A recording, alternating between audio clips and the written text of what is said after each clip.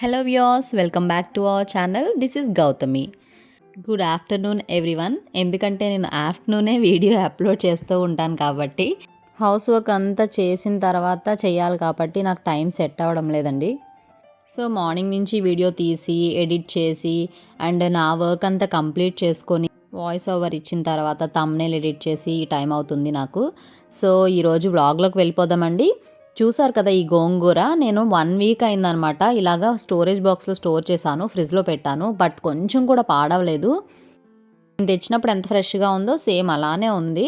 అంటే storage boxes చాలా use అవుతాయని చెప్తున్నానండి నేను. చాలామంది పడేస్తూ ఉంటారు, బట్ ఇలా రీయూజ్ చేసుకుంటే బాగుంటుంది. సో ఈరోజైతే నేను గోంగూర పులావ్ చేయబోతున్నాను.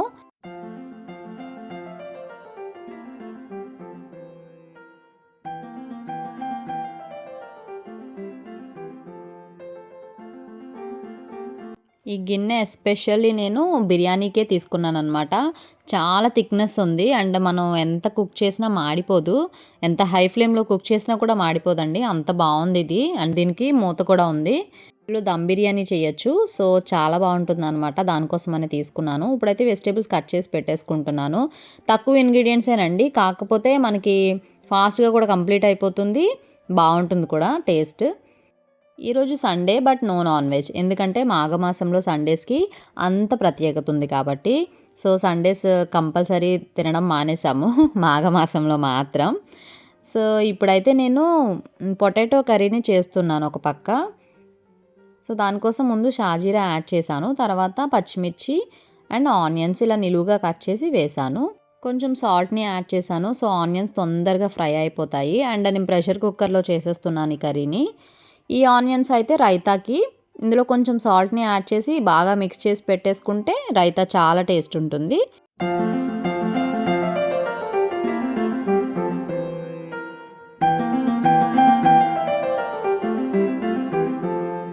ఇప్పుడు ఇందులో whole garam masala paste 1 tablespoon add చేశాను. కొంచెం పచ్చివాసన పోయిన తర్వాత ఇందులో క్యూబ్స్లా కట్ చేసుకున్న పొటాటోస్ని కూడా యాడ్ చేస్తున్నాను.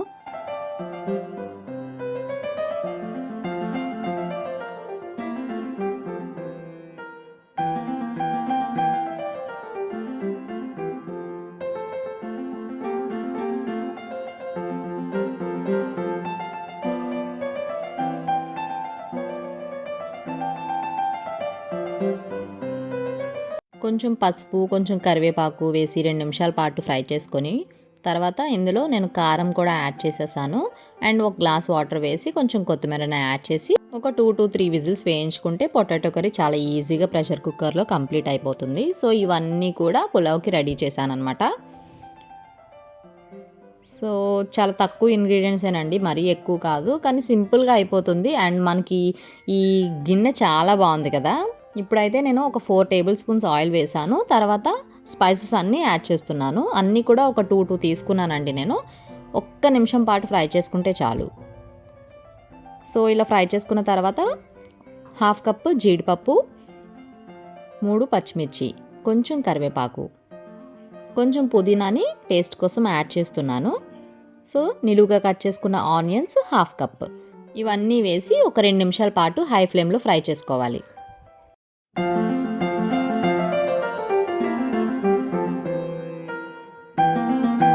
ఇప్పుడు whole garam masala paste 2 tablespoons add చేశాను. అంటే రైస్ బట్టి మనం అల్లం వెల్లుల్లి పేస్ట్ అనేది తీసుకోవాలి. ఒక 4 గ్లాసెస్ రైస్ అనుకోండి, 1 టేబుల్ స్పూన్ సరిపోతుంది. బట్ నేను 8 గ్లాసెస్ రైస్ అంటే కొంచెం ఎక్కువ క్వాంటిటీలో చేస్తున్నాను కాబట్టి 2 టేబుల్ స్పూన్ యాడ్ చేశాను.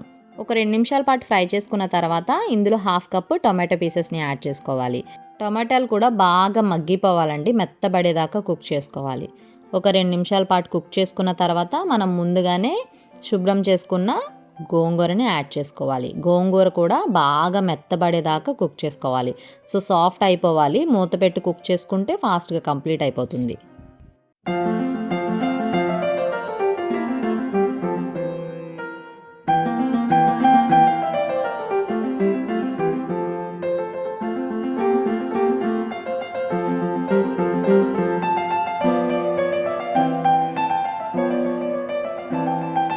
ఇప్పుడు ఇందులో 1/2 టేబుల్ స్పూన్ పసుపు, రుచికి సరిపడా సాల్ట్ని యాడ్ చేసుకొని ఒక 2 నిమిషాల పాటు మళ్ళీ కుక్ చేసుకోవాలి.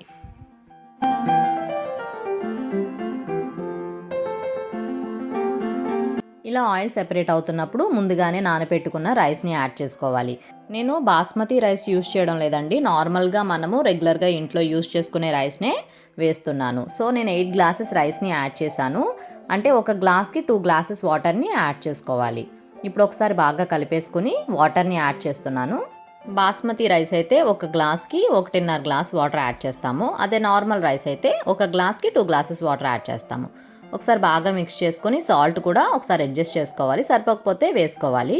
తర్వాత ఇలా మూత పెట్టి లో ఫ్లేమ్లో కుక్ చేసుకోవాలి. మనకు ఒక 10 to 15 మినిట్స్ టైం పడుతుందండి. అదే హై ఫ్లేమ్ అయితే కొంచెం ఫాస్ట్గానే కంప్లీట్ అయిపోతుంది, బట్ చూసుకుంటూ ఉండాలి మధ్య మధ్యలో. సో ఇప్పుడైతే వాటర్ కొంచెం ఉంది, ఒకసారి కలిపితే తెలుస్తుంది మనకి ఎంత వాటర్ ఉందని.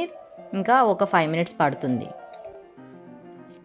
సో ఇలా బాగా మిక్స్ చేసుకున్న తర్వాత మళ్ళీ ఒక 2 మినిట్స్ పాటు కుక్ చేసుకుంటే సరిపోతుంది. కొంచెం కొత్తిమీరని కూడా యాడ్ చేసుకోవాలి లాస్ట్లో. టేస్ట్ అయితే చాలా బాగుంటుందండి, అంటే పులుపు బాగా నచ్చే వాళ్ళకి ఇంకా బాగా నచ్చుతుంది ఇది. సో సింపుల్గా కూడా అయిపోతుంది, మనం ప్రెషర్ కుక్కర్లో కూడా చేసుకోవచ్చు ఈ రెసిపీని. సో ట్రై చేసి చూడండి, బ్యాచిలర్స్ కూడా ఈజీగా చేసుకోవచ్చు.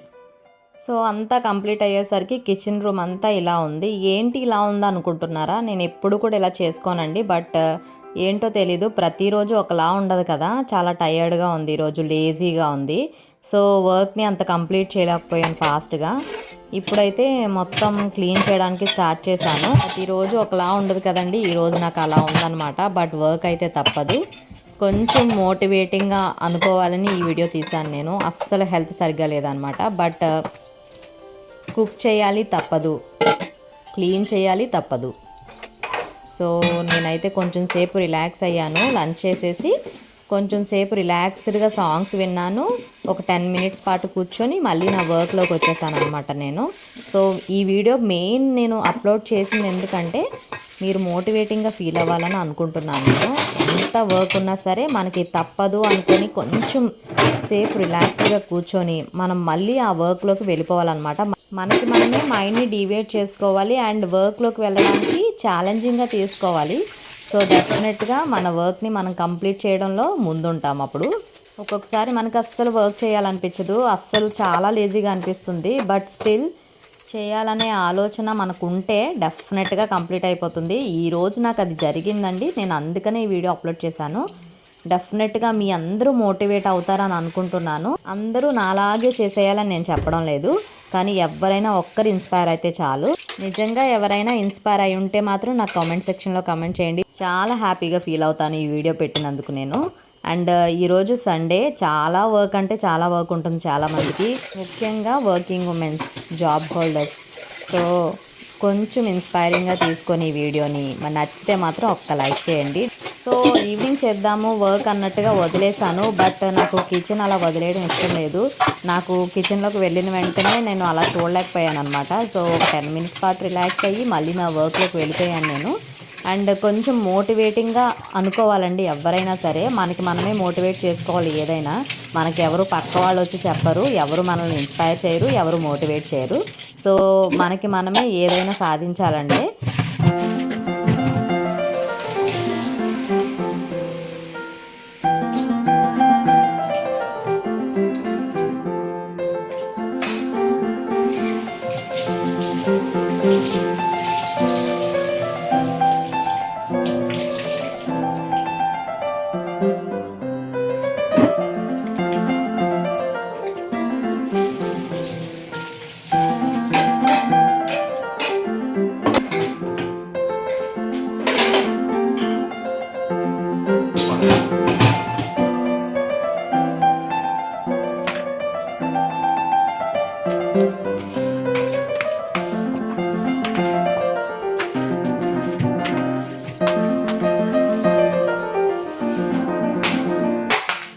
ఈరోజు వర్క్ అయితే ఇక్కడితో కంప్లీట్ అయిపోయింది.